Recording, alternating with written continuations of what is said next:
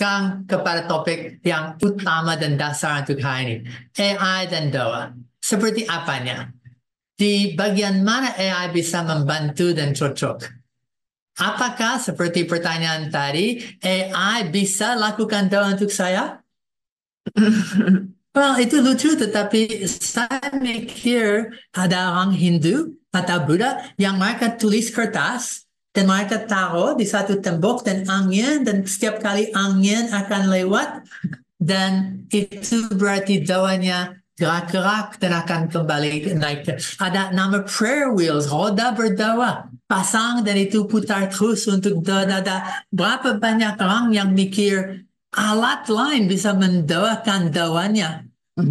Lebih lagi kalau saya di gereja ada kotak di belakang, ada di atas satu lubang kecil dan itu untuk pokok doa. Saya tulis di kertas, saya masuk itu di dalamnya, dan saya mengharapkan itu didoakan untuk saya. Manakah dan bagaimana sikap kami tentang AI? Well, ada beberapa prinsip. Teknologi harus tidak akan bisa menggeser relasi dengan Tuhan. Jangan sampai mulai mikir AI adalah sumber jawaban daripada doa. Lebih lagi kalau dulu kata doa itu untuk memohonkan atau mengingin atau mau sesuatu, saya bisa bilang sekarang Google adalah penjawab doa terbesar di dunia. Gimana ke sana? Apakah itu? Mananya? Dan kami lihat berapa banyak orang yang mungkin dulu doa untuk hikmat sekarang dengan cepat akan, bukan karena malas, gampangnya kepada Google. Apakah sampai Google menggeser peran Roh Kudus dan Google menggeser peran dan kebutuhan manusia untuk doa dan beriman lagi? Ya, kalau boleh saya koreksi sedikit ya kata-katanya Pak. Teknologi tidak bisa menggeser relasi dengan Tuhan. Seharusnya tidak. Seharusnya tidak. Karena teknologi hanya alat. Ya, relasi AI tidak bisa punya relasi dengan Tuhan, tapi kita yang punya relasi dengan Tuhan. Amin. Tapi kalau saya koreksi sedikit, ternyata fakta membuktikan itu sering sudah akan geser. Lihat di Perjanjian Lama, idola berhala oleh tangan manusia dan menyembah, dan even doa mereka diarahkan kepada yang salah. Salah. Sebukti berapa banyak daripada manusia dan sejarahnya itu orang yang mengarahkan doa ke tempat yang salah. Itu bahaya kalau AI mulai dapat posisi seperti itu. Iya. Itu menggantikan. So harusnya itu tidak untuk menggeser relasi kita dengan Tuhan. Betul. Ya. Lebih lagi tidak menukar otoritas doa ke AI. Ya.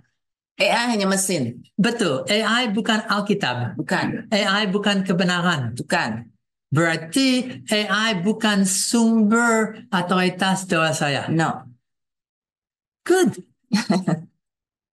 Tapi berapa banyak orang mungkin akan lebih percaya AI kalau itu muncul dengan jawaban yang bagus di depan matanya, yang cocok untuk keinginannya. Iya, AI bisa halusinasi, bisa bias. Artinya AI bisa menyenangkan kita kalau kita tidak hati-hati dan kita tidak bijaksana. Lebih daripada itu, AI itu pintar untuk mulai menjawab sesuai dengan keinginanmu. Iya. And so confirmation bias itu nama resmi, tapi kalau saya ingin dengar sesuatu, AI akan coba untuk memuaskan telinga saya atau mata saya. Saya mau gambar seperti ini, apa yang muncul? Saya mau dengar jawaban seperti ini, apa yang muncul? Itu yang muncul. And harus hati-hati. Karena itu sadar tidak sadar mulai menggeserkan otoritas daripada Tuhan, atau lebih parah lagi, itu mulai untuk jadi sumber kebenaran. But prinsip kita tidak bisa menukar otoritas doa ke AI. Lebih daripada itu, doa istimewa karena Roh Kudus, wisdom dari Allah, dan hati ke hati. Explain this? Dari hati ke hati. Oh, bisa dari yang kurang. Okay. Yeah. Yeah. Good. Ya, doa itu sesuatu yang istimewa karena kita bukan berdoa sendiri. Ada Roh Kudus yang menjadi pengantara kita untuk Roh Kudus menolong kita, apa yang ada di dalam hati kita disampaikan kepada Allah, sehingga hati kita bertemu dengan hati Tuhan karena Roh Kudus. Prinsip ini, kalau di kertas saya punya satu doa yang ditulis, bukan tulisan di kertas itu yang adalah doa. Bukan. Itu waktu saya mengucapkan atau baca waktu lewat aku, jiwa dan rohku menyampaikan itu kepada Tuhan. Waktu dalam pergumulan diri, saat itu berdoa jadi. Kemampuan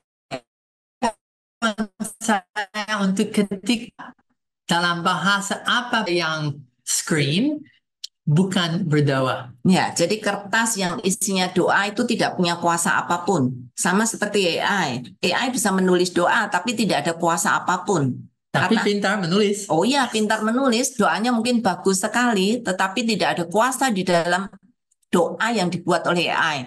Tetapi ketika doa itu kita sampaikan dengan hati kita, dengan relasi kita yang kita miliki dengan Allah, dan ada Roh Kudus yang mengubah hati kita dan mengubah pikiran kita, disitulah kuasa doa itu nyata. Berarti kalau saya ambil dari Alkitab saya, satu halaman Mazmur, potong doanya, dan seperti ini bilang, Tuhan dengarlah doaku, atau saya membakar itu, wah, satu offering, satu... Sama dengan kertas atau dengan cara apapun, itu hanya waktu jiwaku menginteraksi dengan yang tertulis di situ. So, ada sesuatu istimewa antara Roh Kudus hatiku yang sedang terjadi. Oke, secara dasar prinsip sabda kalau saya mengerti adalah slide berikut. Doa tidak bisa di-outsource. Apa arti outsource? Dititipkan ke orang lain untuk dikerjakan. Tidak.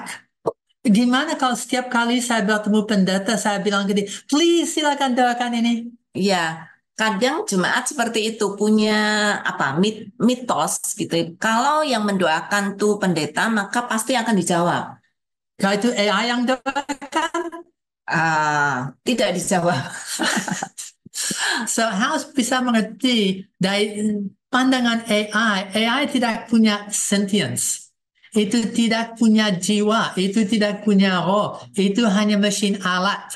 Nah, kalau saya punya doa dan saya pasang di kulkas dengan magnet kecil, apakah itu jadi doa yang baik? Well, karena saya lewat setiap kali, saya lihat itu, saat itu jadi doa yang, and istri lewat, wah, dan anak lewat, itu hanya karena doa didoakan, diperhatikan. Dan saya tahu teman yang di atas rumahnya waktu masuk ada doa yang bagus. Setiap kali masuk ke rumahnya, diingat. Nah, itu bukan outsourcing, tapi itu untuk manusia diingatkan berdoa. Bukan karena rumah mampu mendoakan doa itu. Ya. Sama dengan AI. Nah, ini ada pertanyaan dari prayer room, Pak. Jadi doa itu kalau minta teks doanya dari AI tidak apa-apa ya. Kalau doa syafaat, banyak teman yang harus pakai teks doa karena mereka merasa tidak bisa membuat kata-kata yang baik. Mereka banyak dibantu oleh AI. Jadi dia tidak bisa mengucapkan atau membuat kata-kata yang baik atau yang jelas gitu ya. Bukan karena ada orang berasumsi kalau kata-kataku bagus maka doaku pasti didengar. Sebenarnya tidak, itu bukan doktrin yang benar. Tetapi kadang kita nggak bisa ngomong dengan jelas sehingga orang yang mendengar maksud kita. Nah, AI bisa membantu membuatkan kata-kata itu yang akan lihat bersama.